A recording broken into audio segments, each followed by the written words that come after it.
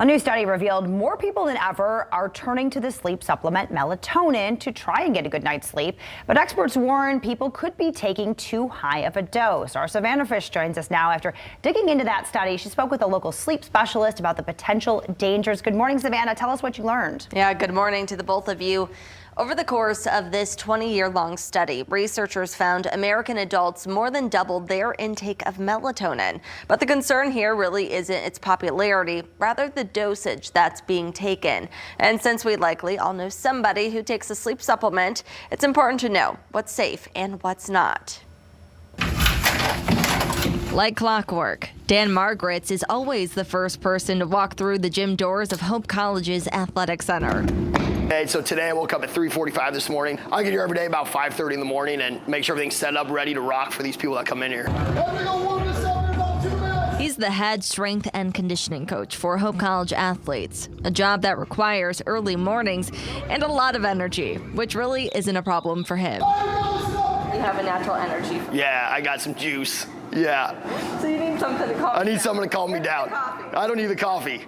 I don't need the coffee. I need someone to call me, not to energize me.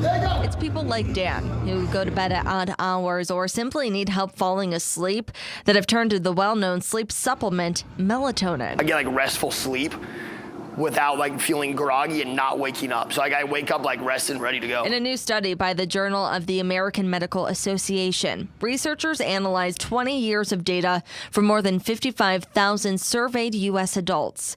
The study found by 2018, people were taking over twice the amount of melatonin than they did 10 years before, and higher doses. What is melatonin? Melatonin is a hormone. The way that melatonin works, lack of light is what stimulates its release.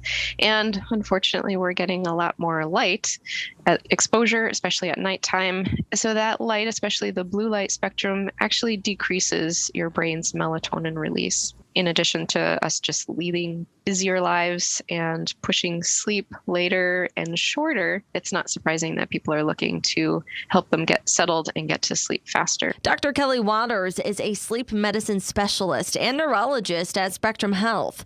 She says melatonin is a safe option for people in general. It's the dosage people are taking that can become a concern. The concern is that it's higher doses of melatonin. The useful milligram dose is anywhere from 1 to 5. Some people try 5 to 10. There are reasons that we try higher dose melatonin, but that does not pertain to the general population. According to the JAMA study, there's an increasing amount of adults who are taking doses of melatonin that far exceed 5 milligrams, which could result in side effects like dizziness, nausea, and next day tiredness.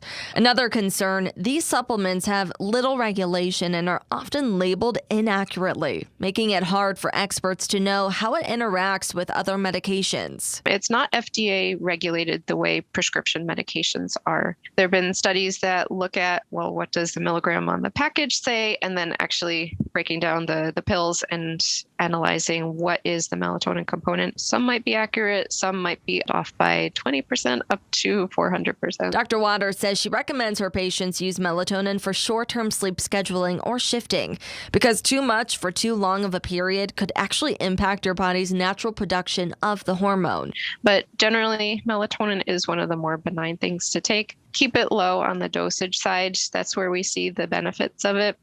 If you're pushing the dose, you're probably not going to get a lot more benefit from it.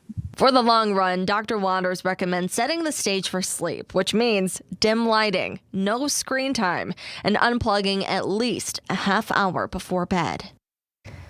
And Dr. Waters says when taking melatonin 5 milligrams or less, it's important to take it correctly, which is 2 hours before your desired bedtime. So that way it does have the time to reach its target cells and suggest sleep.